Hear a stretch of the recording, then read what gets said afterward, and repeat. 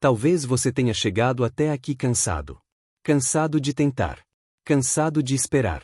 Cansado de acreditar que as coisas ainda podem mudar. Quantas vezes você pensou em desistir? De um sonho. De uma relação. Da própria vida como ela está. Nesta reflexão profunda e intensa, Maíse Braga nos lembra de algo que dói admitir. Seguir em frente quase nunca é fácil. Mas sempre é necessário. Há momentos em que tudo o que amávamos se perde. As pessoas se afastam. Os projetos caem. O chão desaparece sob os pés. E ainda assim, a vida nos chama. Não para o conforto, mas para a continuidade. Essa mensagem não é sobre força exterior.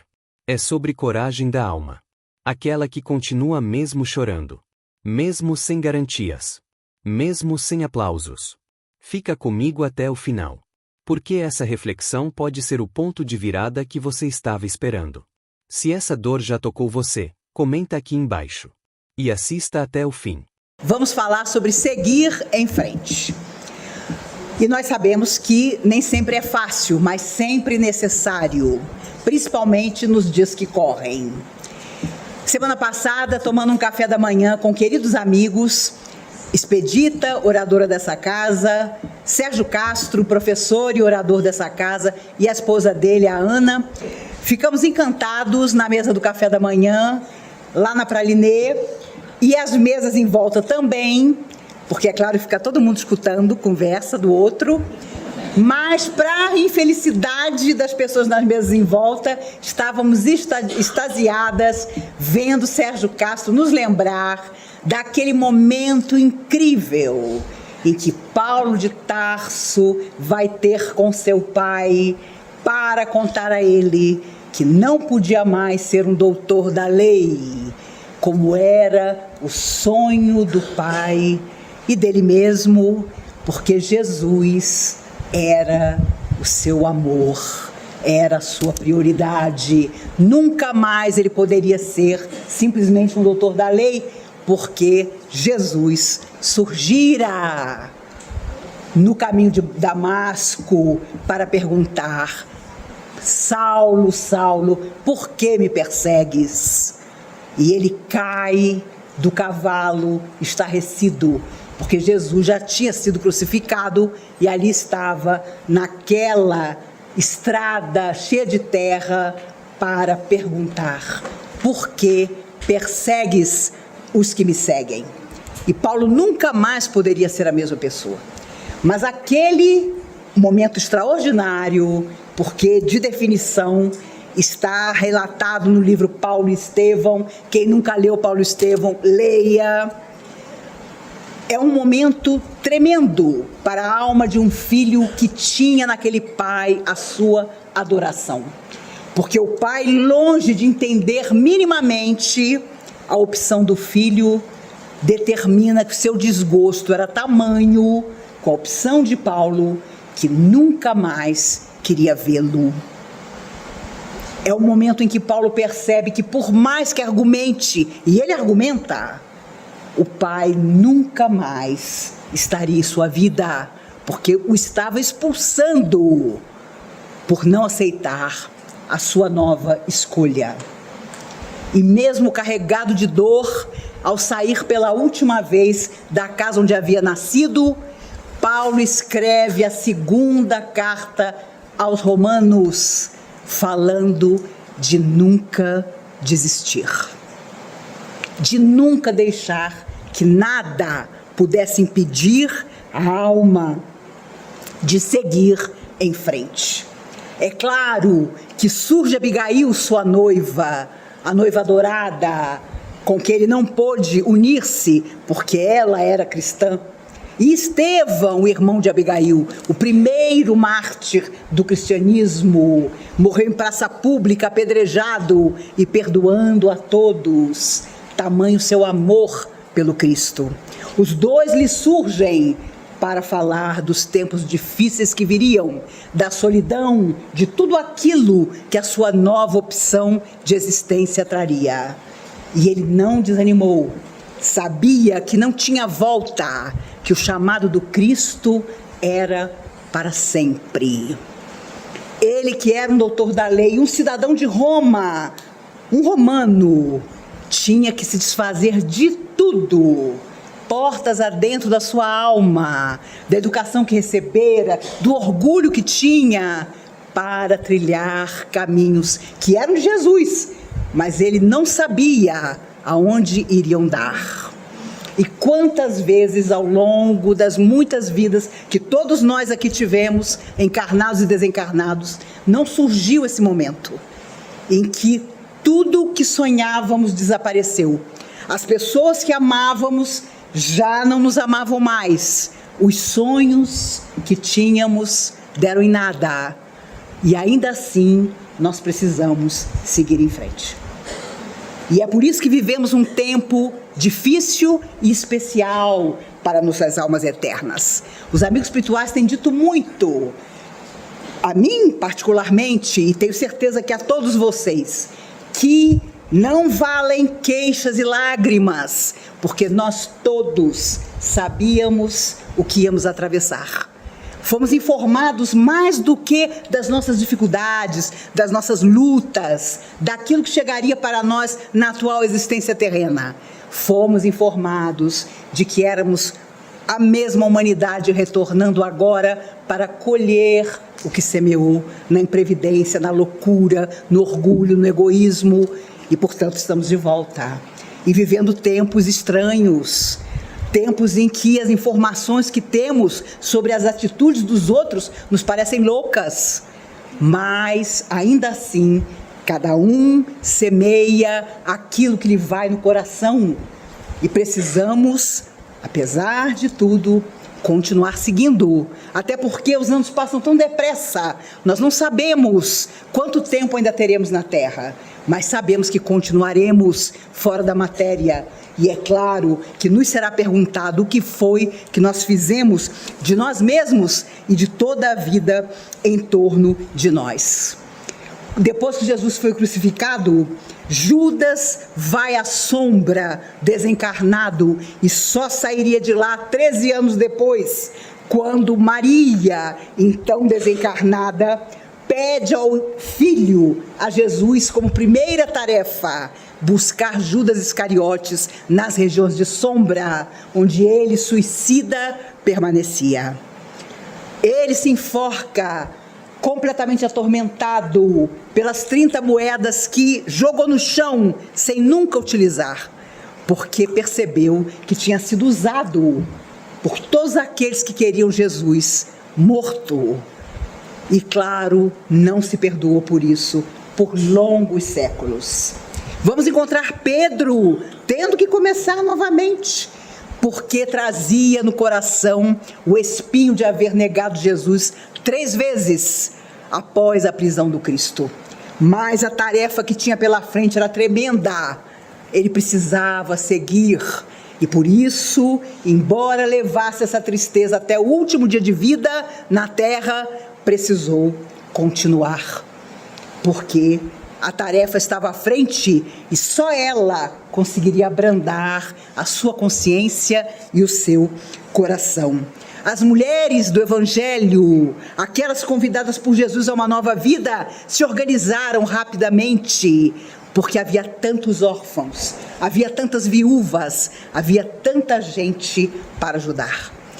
E com parcos recursos, com uma moeda que fosse, elas começaram a organizar a prática da caridade na Casa do Caminho, onde toda pessoa ia buscar uma nova maneira de viver. E encontrava aqueles que tinham sido os discípulos do Cristo, e principalmente as mulheres, que o seguiram da primeira à última hora, quando os próprios discípulos não estavam ao lado de Jesus. Ali estavam as mulheres do Evangelho, Maria, Marta, Madalena, ao lado de Maria, mãe de Jesus, para confortar o Cristo nos seus últimos momentos. Elas seguiram em frente, mas completamente renovadas, porque para cada uma, Jesus semeou uma luz que jamais se apagou dentro delas. Quando Charlie Chaplin foi acusado de comunista, teve que deixar os Estados Unidos, foi morar na Suíça, era um gênio, mas expulso do próprio país porque não tinha as ideias que naquela época pareciam as ideias mais confortáveis para os americanos. E ele volta em 1972 para, comovido e cheio de lágrimas, receber um Oscar honorário. É um momento belíssimo, está no YouTube para quem quiser assistir. Hollywood inteira ali representado pelos atores e atrizes se ergue e durante longos minutos aplaude aquele homem que era genial, mas nunca deixou de acreditar que, já que ninguém queria ele ali, ele ia para outro lugar para continuar seguindo em frente, exercendo a sua arte. E é comovedor ver, e vocês sabem o quanto atores e atrizes são vaidosos, todos de pé, emocionados, a aplaudir Charlie Chaplin, e ele segurando o Oscar e olhando para aquela estatueta sem nem acreditar que ele estava de volta, e agora as pessoas reconheciam que ele nada tinha a ver, e não era possível misturar a ideologia em que ele acreditava, o seu coração, deixar isso à parte da beleza dos filmes que muito tempo antes de todas aquelas pessoas nascerem, ele já realizava. Steven Spielberg, reprovado 3 vezes, já contei isso a vocês, na Faculdade de Cinema dos Estados Unidos, só conseguiu seguir em frente depois de, ainda quase um garoto, fazer um filme ridicularizado pelos amigos, porque era a história de um tubarão. E o filme Tubarão muda a maneira das pessoas fazerem cinema, enxergarem o cinema. E, inclusive, quem era encarnado naquela época se recorda. Para entrar numa praia de novo, foi uma luta. Porque você podia estar em Copacabana, que na hora que você entrava na água, você lembrava das primeiras cenas do filme Tubarão, em que a moça, sem roupa, entra, aquela lua maravilhosa sobre o mar, e o tubarão vem. Eu me lembro disso como se fosse hoje. As pessoas chegavam a botar o pezinho assim na água, olhar em volta. Será que não vem um correndo para me pegar? Tamanha a beleza de técnica, de tudo que aquele filme significava. O Walt Disney tinha na porta do seu escritório a frase que é o título da palestra: seguir em frente. Lá estava escrito: aqui, seja o que for que aconteça, fazemos o seguinte: seguimos em frente. E ele seguiu a vida inteira, faliu mais de uma vez, mas nunca deixou de acreditar. Quando desenhou aquele camundongo, os amigos o ridicularizavam. Você já passa a necessidade, vai passar mais ainda. Porque esse camundongo significa os ratos de esgoto, a sujeira. Quem é que vai associar um camundongo a uma coisa boa? E se você nunca foi à Disney, vá. Porque quando o Mickey te abraça, você pensa: eu posso morrer agora, que eu vou morrer feliz. Quando a Minnie me disse que o meu batom vermelho era da mesma cor do vestido de bolinha dela, eu quase desmaiei de satisfação. Guarde seu dinheirinho, como eu fiz ao longo 2 anos, para visitar a Disney. Vá em 2021. Eu cá entre nós pretendo voltar em 2021, porque é aniversário da Disney. Imagine o que não vai ter. Você vai ficar simplesmente deslumbrado, porque ali o sonho é permanente. Ali, de repente, você está virando uma esquina, dá de cara com a Cinderela. E você fica pensando: meu Deus, a Cinderela simplesmente está no meu imaginário, no meu inconsciente. Quando você dá de cara com o príncipe, você tem vontade de enforcar ele. Porque a minha geração acreditou que os homens eram o príncipe encantado, que eles viviam num cavalo branco, e se você tivesse engasgada com uma maçã, um beijo de amor resolvia tudo. Eu digo a vocês, a minha geração podia processar a Disney. Porque não há dinheiro que pague você viver com essa imaginação e encontrar a realidade. Há pouco tempo atrás, houve um grupo de almas suicidas, um grupo grande, que deu uma mensagem muito bonita na União Espírita de Sacramento. E era um grupo de jovens suicidas alegre, que vinha se comunicar para dizer que em grande número, almas que recentemente ou há tempos atrás, há décadas atrás, tiraram a própria vida, estão voltando. Estão voltando para o Brasil. Estão voltando para serem nossos netos ou bisnetos. Mas estão voltando porque, segundo eles, depois de socorridos, passaram por um enorme processo de recuperação nos hospitais do mundo espiritual, nas colônias do infinito.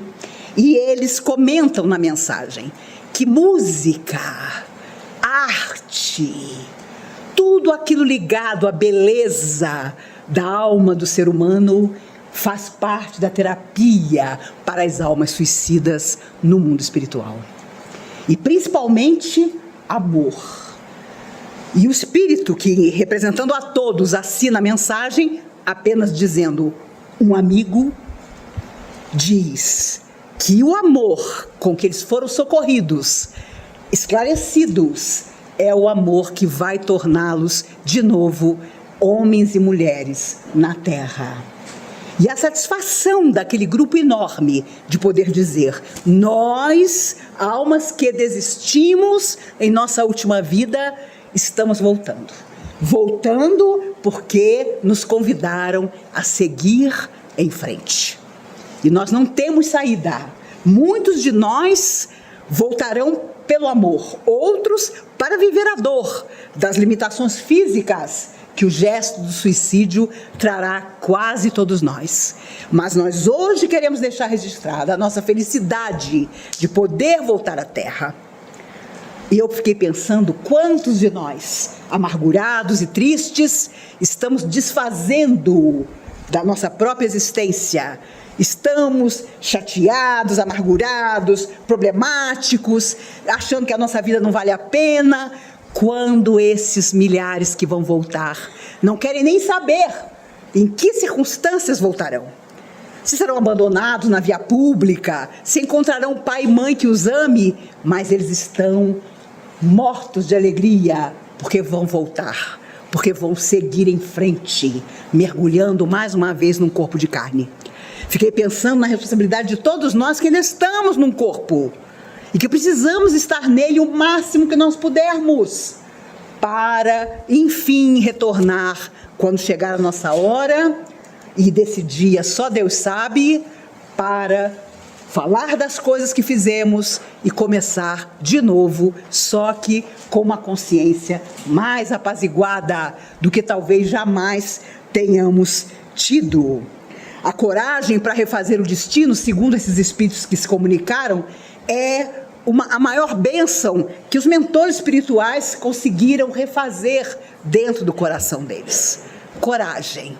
Coragem de começar tudo novamente, fazendo face a lutas que eles nem sabem quais serão, porque para muitos os próprios protetores espirituais é que determinaram, porque eles não têm merecimento ainda para determinadas escolhas, então os mentores fazem isso, e já aconteceu conosco também, num processo evolutivo que nós já vivenciamos, com certeza, e é extraordinário ver a confiança enorme de todos eles e a alegria de poder retornar.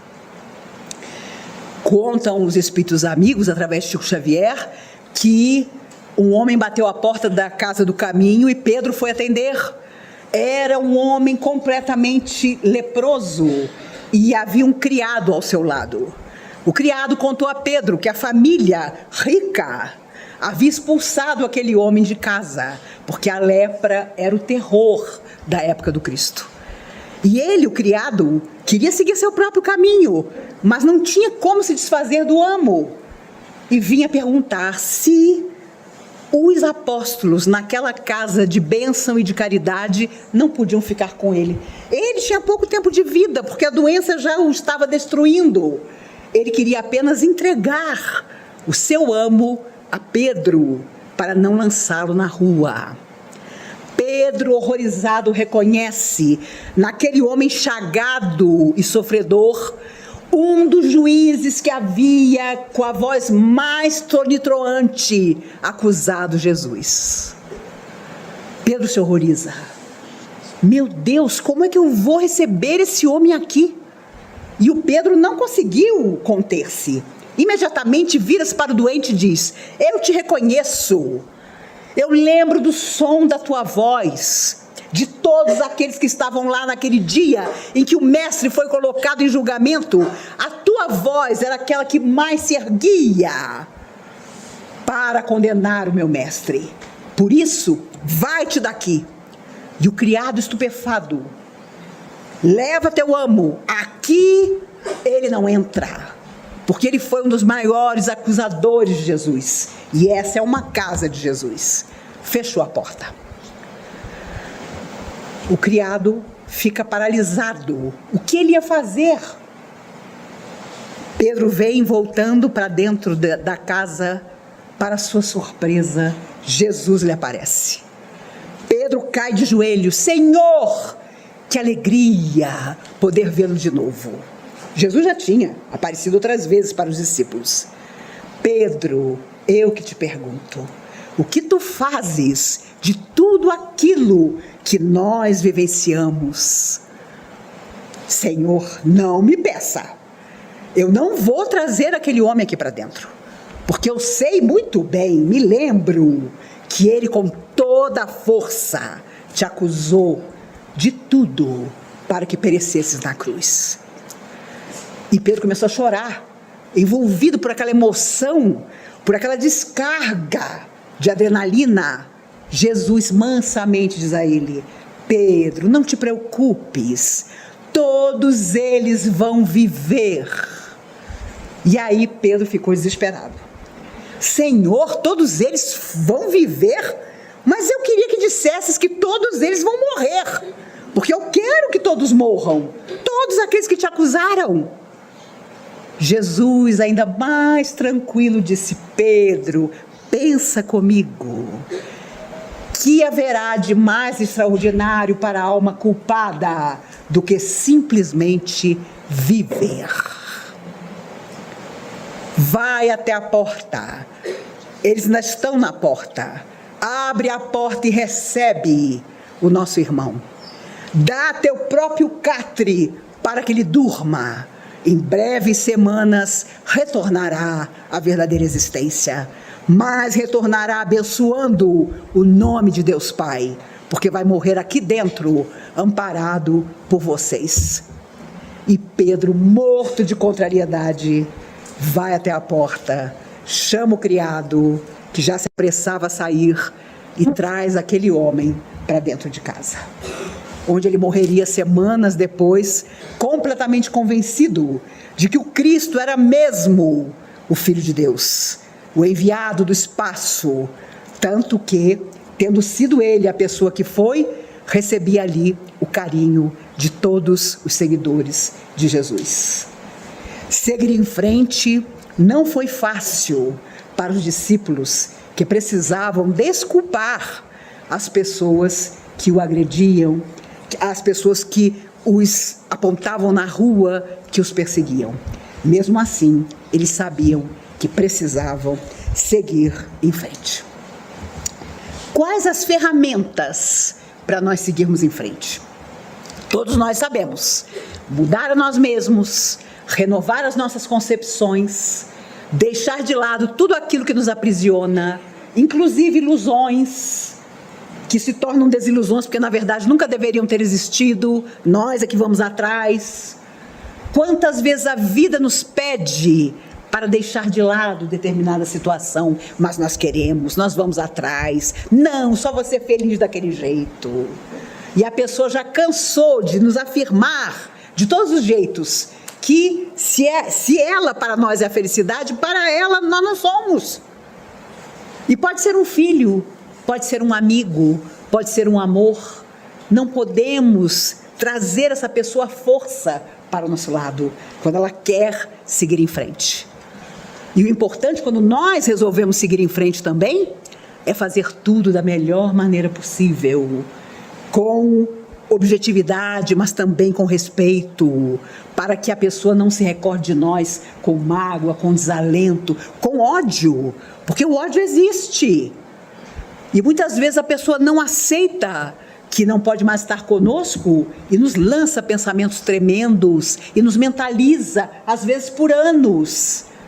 E por isso, cada vez que nós saímos da vida de alguém, ou que alguém sai da nossa vida, seja quem for, que a nossa palavra seja palavra de tranquilidade. Se nós não pudermos ter uma palavra de tranquilidade, vamos dizer, olha, você me dá um tempo, uma hora a gente conversa. Não vamos, no calor do drama, nos lançar na direção do próximo. Porque, com certeza, nós criaremos talvez situações dolorosas, emocionais, psíquicas, que vão nos acompanhar para outra existência.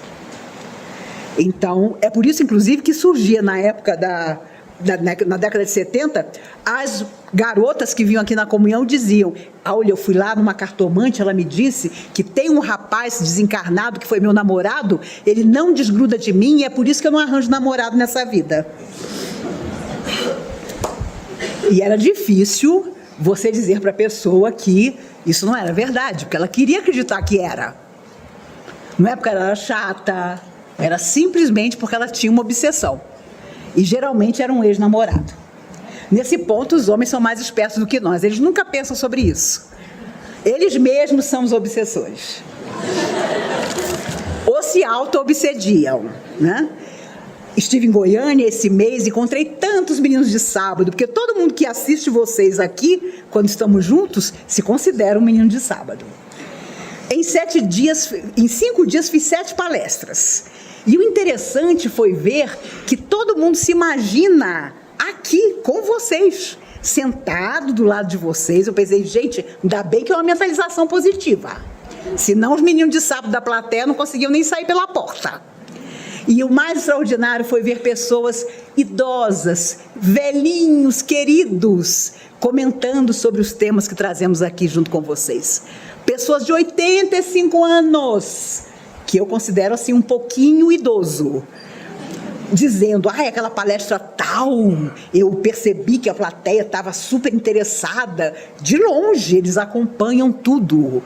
E gente, inclusive, de outros países, que manda e-mail para dizer, que bom lembrar do meu país, lembrar que tem um monte de gente que está seguindo em frente, como eu também estou seguindo em frente. E é interessante notar que às vezes eu vou olhar o e-mail Suíça, e a pessoa escreve, Maíse, me dê sua opinião, eu devo continuar na Suíça ou voltar para o Brasil?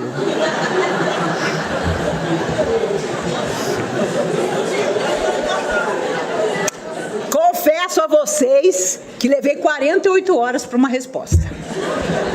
E tive que pedir ajuda aos espíritos. Porque eu falei, me ajudem. Eu não posso dar a minha opinião. Tem que ser vocês, né? Falando das belezas, dos desafios, que seria voltar. Não é mesmo? Mas eu tenho certeza que o nosso dia chega, não é? E é claro, o mundo é tão grande, um dia, dizem os espíritos, não haverá nenhuma diferença. Não seremos mais suecos, alemães, franceses, seremos todos planeta Terra. Todos. Não haverá mais fronteiras e as pessoas terão que se autoeducar profundamente, porque elas vão conviver com os diferentes, queiram ou não queiram.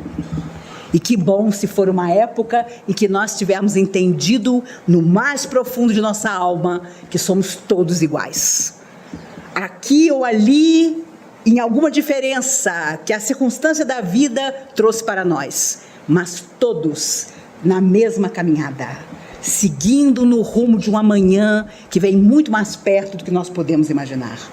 Não importa a nossa idade física, não importa a religião que tenhamos ou até que não tenhamos nenhuma, mas aquilo que vai em nossa alma é o que a sombra e a luz identificam em nós. E não duvidem, a sombra só respeita o que é luz. Não respeita discurso, não respeita máscara, não respeita o dinheiro que você tem, não respeita aquilo que você diz para os outros que você faz, mas sim o que está lá no fundo e que só você conhece. Eles se recordam de nós de outras batalhas que já vivenciamos e se voltam ao nosso lado e nos encontram diferentes, então tudo bem. Mas se há algo ainda igual, eles se ligam a nós.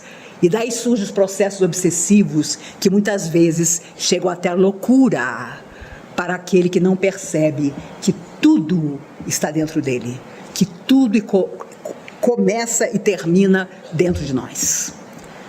Durante os 300 anos de Inquisição, e não cabe aqui nenhuma crítica, porque a própria história já determinou o que aconteceu nesses 300 anos, e somos nós, com certeza hoje, aqueles inquisidores de Portugal, de Espanha, pessoas completamente preconceituosas e loucas, que pretendiam que quem não pensasse como estava determinado, deveria ir para a fogueira.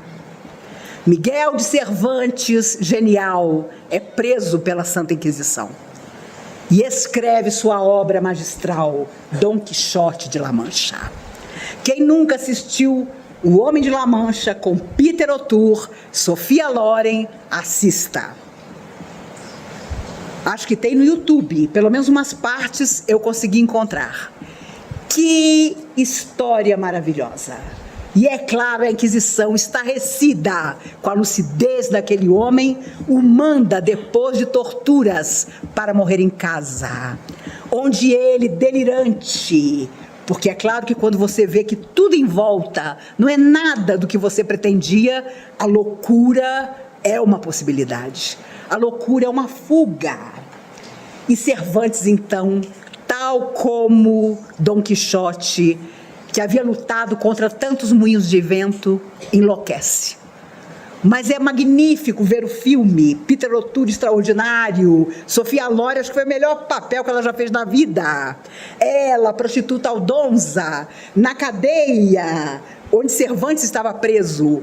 Na imaginação dele, ela não era aldonza, era Dulcineia, o amor da sua vida. O seu criado, homem humilde, era Sancho Panza, o defensor da liberdade, do amor, da justiça, tal como ele, Cervantes. E quando a igreja percebe que ele já não significava mais perigo algum, porque enlouquecera e o manda para morrer em casa, mesmo assim nunca pôde evitar que Dom Quixote de La Mancha fosse um dos maiores clássicos da literatura, que nos empolga, que nos envolve, que nos dá tantas lições até hoje. Porque a mensagem é sempre essa: era preciso seguir em frente. Na minha pré-adolescência, quando eu tinha 12, 13 anos, eu era cafona mesmo, vou logo avisando. Tinha um compositor que eu adorava, Taiguara. Já morreu há bastante tempo. Um homem sensível, que passou por muitas lutas na sua vida. E abre aqui um parênteses para dizer que meu pai, militar do Exército, também adorava as músicas do Taiguara. Mas ele tem uma música chamada Que as Crianças Cantem Livres.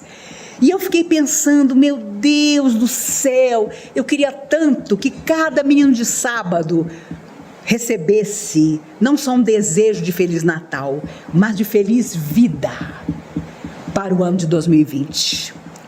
E lembrei desta música do Taiguara que diz: o tempo passa e atravessa as avenidas, e o fruto pesa e cresce, pesa, enverga o velho pé.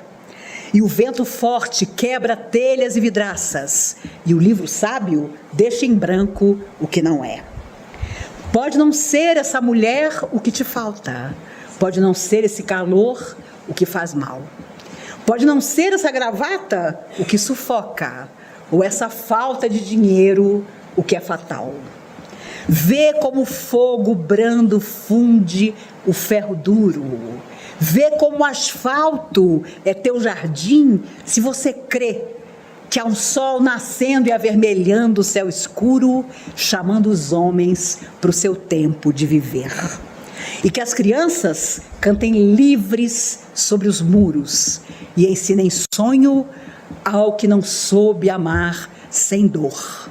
E que o passado abra os presentes para o futuro que não dormiu e preparou o amanhecer.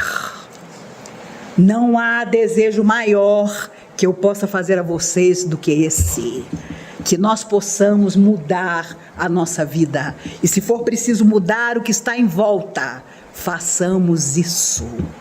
Eu não poderia agradecer a vocês tanto como hoje, porque nesse mês de dezembro eu me recordo que faz 46 anos que eu fiz minha primeira palestra nessa casa, por 15 minutos, na prece dos suicidas. Faz 47 anos que eu cheguei à comunhão e no próximo dia 16, essa amiga de vocês faz 62 anos. Praticamente uma idosa. Mas é assim mesmo. Inclusive, temos que ficar de olho, porque agora, na Europa, o idoso não passa mais à frente de lugar nenhum. Me contaram os meninos de sábado que moram por lá. Agora, lá, se você tiver 80 ou 90 anos, eles pensam no seu caso.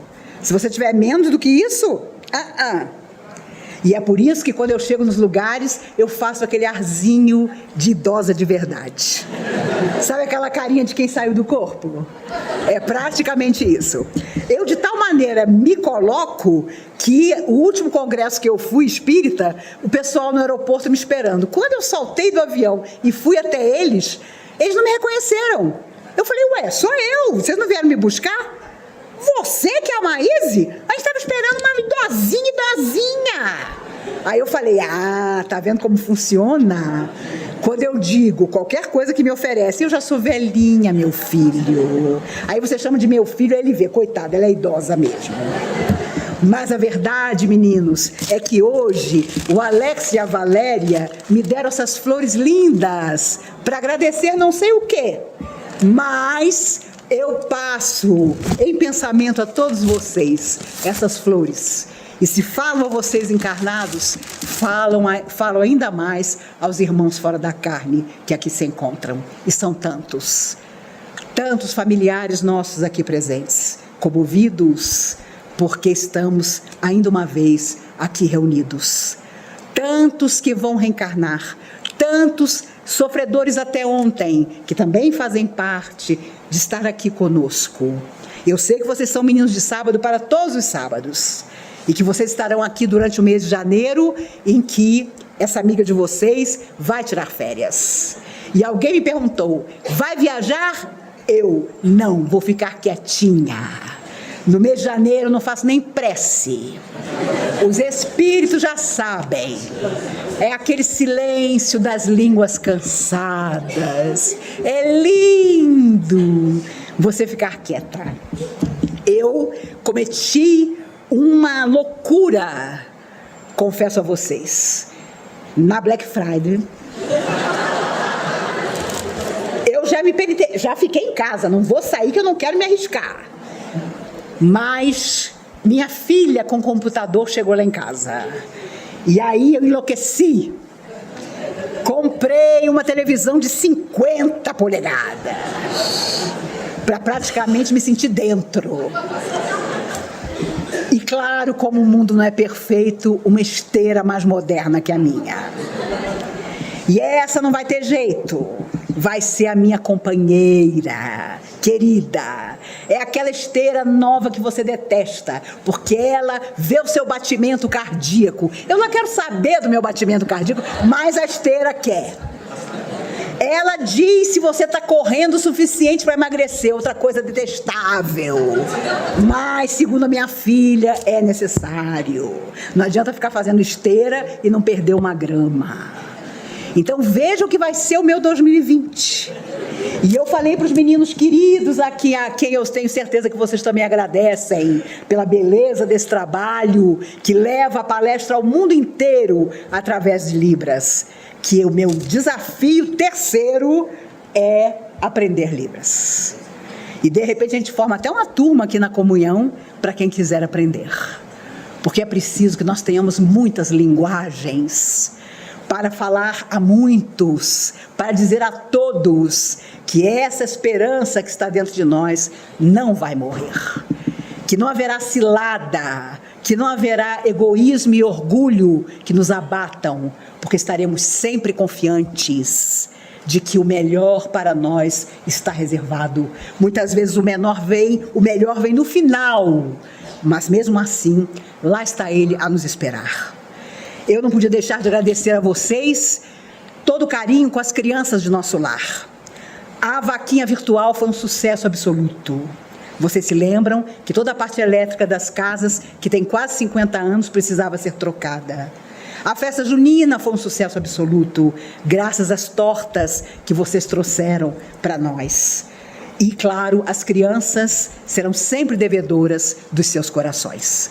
No próximo ano, quem sabe, não combinemos de irmos todos juntos num domingo de manhã, para aqueles que não conhecem o nosso lar, poder conhecer. E nesse Natal, meus amigos, se você ainda não pegou, por exemplo, uma cartinha do correio, pegue, para beneficiar com seu carinho, com seu presente, alguma criança que sonha tanto com o presente de Papai Noel. Porque vocês sabem, o Papai Noel existe. Nós é que achamos que não. Quando for a hora da ceia, antes de comer, depois não, antes. Chegou todo mundo? Nem que seja um Pai Nosso. Vamos fazer uma prece, vamos agradecer por tudo. Vamos convidar o aniversariante. O aniversariante é Jesus. Não podemos nos esquecer disso. Vamos lançar o nosso olhar pela janela. Se Deus quisesse, aquela criança, aquele idoso que está na rua naquela hora, sem ninguém, estaria dentro da nossa casa. Que pelo menos, se nós não fizermos nada por ninguém nesse Natal, o nosso pensamento vá na direção de quem sofre. Porque não importa como seja o nosso Natal, a fé que nós temos dentro de nós muitas vezes falta a quem perdeu tudo, a quem não tem felicidade, nem alegria, nem esperança. E nós precisamos, pelo menos, endereçar o nosso pensamento a eles. Amanhã faz 39 anos que eu estava vendo televisão e descobri que a minha geração tinha acabado, quando um maluco matou John Lennon. Faz 39 anos. Ele morreu aos 40 anos, teria 79. Mas os espíritos contam que há muito tempo, ele no mundo espiritual senta no piano e, dedilhando canções maravilhosas, acalma o coração, principalmente das almas suicidas, que do outro lado da vida, através da arte, da música, começam a se refazer, a se recuperar. Também faz 25 anos que morreu Tom Jobim, outro gênio da música. 1980 foi um ano horrível. Morreu Vinícius de Moraes, morreu Cartola, e no final do ano, em 8 de dezembro, John Lennon é assassinado. Em 90 morre Cazuza, o poeta da minha geração. E ainda hoje, o número de jovens que está sendo contaminado pelo vírus HIV é enorme, porque com indiferença, muitos deles dizem: hoje tem remédio, então eu posso fazer o que eu quiser. Não podemos não. Já fizemos em vidas que se foram. Agora é a hora da responsabilidade, é a hora da beleza, é a hora de nós realmente nos conscientizarmos de tudo aquilo que é processo de cura para nós. Precisamos nos curar em definitivo, para que doenças que nós vamos lançando no nosso psiquismo, que se transformam em enfermidades do corpo, não estejam mais conosco. Tenho absoluta certeza que muitas e muitas vezes ainda vamos estar juntos, porque não é por acaso, até porque o acaso não existe, que nos encontramos. Esse ano fez 43 anos que os espíritos amigos através de Dona Irene Carvalho, nos chamaram propondo que no sábado à noite conversássemos sobre a vida. Eu tinha 18 anos e me lembro muito bem que seu Eurípides Bassanufo me disse: minha filha, vamos falar da vida. E tinha 10 pessoas sentadas aqui. Ninguém queria vir no sábado. Mas os espíritos tranquilos disseram: não se preocupe, as pessoas vão chegar. E chegaram. São vocês. Já é a 4ª geração para a qual nós estamos falando sobre a vida. E a vida deu 1000 cambalhotas de 1976 até hoje. E ainda haverão outras. Mas 2020 nos aguarda com um novo pensamento, com uma nova vibração. Vamos desejar a cada um de nós o melhor que pudermos. Vamos adormecer com a maior de todas as riquezas, que é a consciência tranquila. Vamos passar aos nossos filhos, aos nossos netos, que não importa que digam que somos loucos como Cervantes. Nós estaremos dignos, retos e nobres em toda parte. Que cada um de vocês, onde vocês estiverem, não precisa nem dizer: eu costumo ir na comunhão de vez em quando. Mantenha em segredo. Se você estiver com pessoas que vão fazer algum juízo sobre você, fique na sua, fique quieto. Apenas com seu exemplo de amor, demonstre que alguma coisa bacana aconteceu com você. E eu tenho certeza que não há nada melhor em nossas vidas do que essa casa um dia ter nos escolhido para aqui estar, nos abrigado, nos envolvido. E Dr. Bezerra de Menezes é o mentor dela. Não importa o que nos aconteça, quando nos sentamos aqui e pedimos a Ele que nos abençoe, essa bênção com certeza está conosco. Agradeço demais a Cristina, querida, que nos acompanhou, a todos vocês representados hoje por esse fofinho absoluto. Vocês sabem que ultimamente eu descobri que eu tenho um monte de amigo que eu só posso definir assim: é um fofo absoluto, né? É lindo ser fofo. Fofo nas atitudes, né? Não é fofo no tamanho, nada disso não, antes que vocês pensem. Eu conheço pessoas maravilhosas que detêm poder em suas mãos e que são fofas. O que é difícil, porque quando você detém poder, a coisa complica. Eu conheço pessoas que têm muito dinheiro e que são fofas. Conheço pessoas humildes que são fofas também. E é claro que ao longo da vida a gente conhece gente de todo tipo e geralmente reencontra pessoas de todo jeito. Mas o importante é passar a cada uma delas a nossa mensagem de: eu estou seguindo em frente, você também? Façamos isso, porque o dia de amanhã vem tão perto. O que são 20, 30, 40 anos? Nada. Amanhã, quantos de nós estaremos de volta à verdadeira existência? E lá nos lembraremos com saudade desses anos que parecem tão tumultuados, mas que estão aferindo cada um de nós.